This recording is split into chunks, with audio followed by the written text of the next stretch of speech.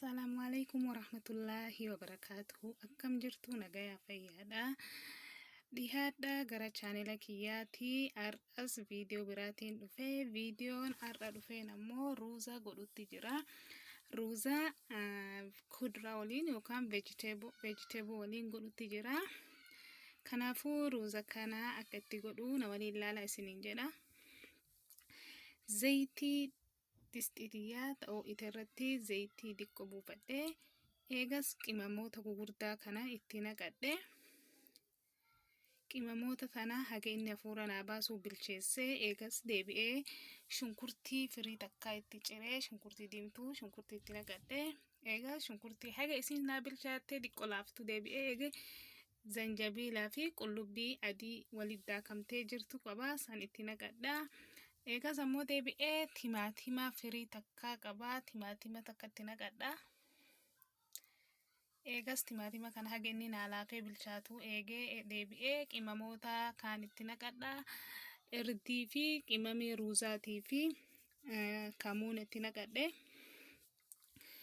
Eegas deebi'ee hagas soba bilcheessee qimamoota maraa waliin bilcheessee deebi'ee Maggi vegetable jira. Maggi vegetable san diqqoo irra buufadhee eegas ammoo vegetable dhan kiyya itti naqataa jira. Amma kaarotii itti naqadhee eegas biinsii dhedheertuu san tafosolii san cicciree isii haala kanaan xixiqqeessee ciree isii itti naqadha. Eegas deebi'ee ammoo piisii tana itti naqadha. Kana hunda waliin diqqoo bilcheessaa haga qimamoota sanii wal keessa naaseentu martu. Eegas soba eega akkasitti bilcheessee martuu kunoo akkanatti bilchaatte booda ruuzaa dhiqadhee lafaa qabaa daqiiqaa 10 akkasiif zafaazafe. Eegas ruuzatiyya itti naqadhaa. Amma waan hundaa maraa akkanatti suuta ruuzni akka isiin irraan caccabneef suuta sochoofadha.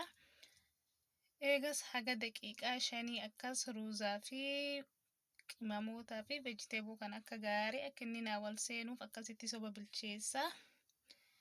Haga daqiiqaa 5tiif akkas bilcheessaa ammoo yoo sochooftaan suuta akka isiin isinirraan caccabne yoo sochooftaan gaariidha yookaan isinirraa caccabdi. Eega soba akkasitti bilcheessee daqiiqa 5 bilcheessee irraa bahee duuba bishaan danfaa itti naqadhaa. Ruuza kubbaayyaa takkaa fi gimmaashaa qabaa. Ruuza kubbaayyaa takkaa fi gimmaashaa bishaan kubbaayyaa 2 itti naqadhee bishaan danfaa itti naqaa.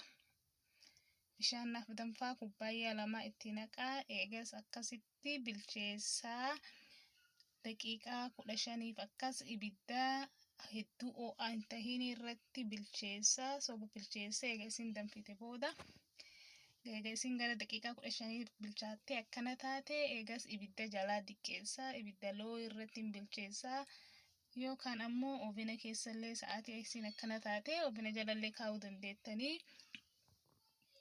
Garuu an istoofuma irratti bilcheessee kunoo haga isin bishaan fixattu ibidda laafaa irratti bilcheessaa. Because maal jennaan yookaan in gubatti jalatti amma sochoosuu waan hin taaneef ibidda laafaa irratti bilcheessa jechuudha. Kunoo bishaan fixattee vegetable illee bilchaatte ruuzni illee bilchaatte akkana jirti. Hedduu laafaa hedduu mi'aawaa nyaata bareedaadha.